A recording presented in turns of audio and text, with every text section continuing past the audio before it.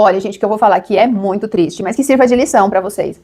O meu namorado, ele me dispensou de forma cruel numa sexta-feira, enquanto eu tava me arrumando, tão feliz, pra gente ir num show que eu esperava há meses. Ele não fez drama, nem deu muitas explicações, ele foi seco e frio. E eu fiquei ali, sem ação, tentando entender o que eu havia feito de errado.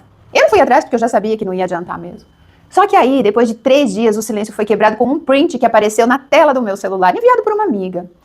Era ele com outra mulher, no nosso restaurante preferido, na nossa mesa, no nosso cantinho. Ele estava pedindo o vinho que eu sempre escolhia. Em seguida, mais um print. Dessa vez, foi como um soco na boca do estômago. Ele levou ela para o show que eu havia sugerido. Ele deu o meu ingresso para ela, o ingresso que eu mandei um Pix para ele comprar. E sabe o que é pior?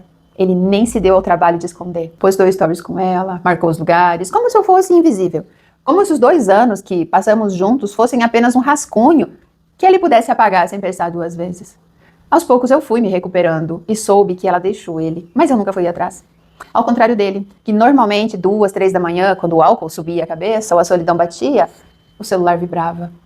Você tá acordada? Era sempre assim. Nada de me perdoa, por favor, nada de eu sei que eu errei. Apenas uma pergunta besta jogada no ar como um anzol para ver se eu ainda mordia a isca. E eu, idiota, sempre respondia: tô. Por quê? E então vinha o silêncio dele e o meu vazio. O vácuo calculado. Ele só queria ter certeza de que eu ainda estava ali, esperando, como um cachorro abandonado que ainda se alegra com o som do carro do dono.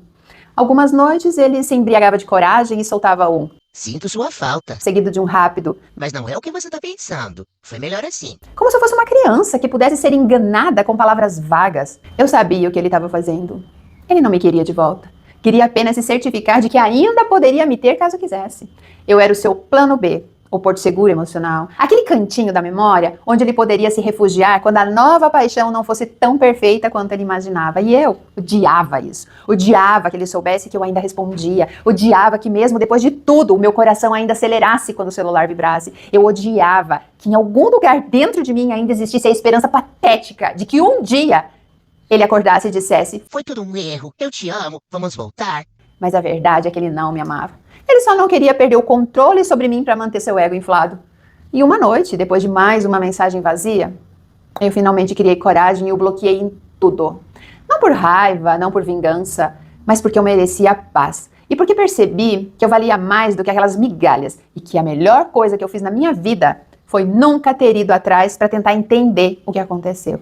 Depois desse dia, ele sumiu, nunca mais me procurou, provando que eu estava certa, que eu nunca havia sido importante de verdade na vida dele.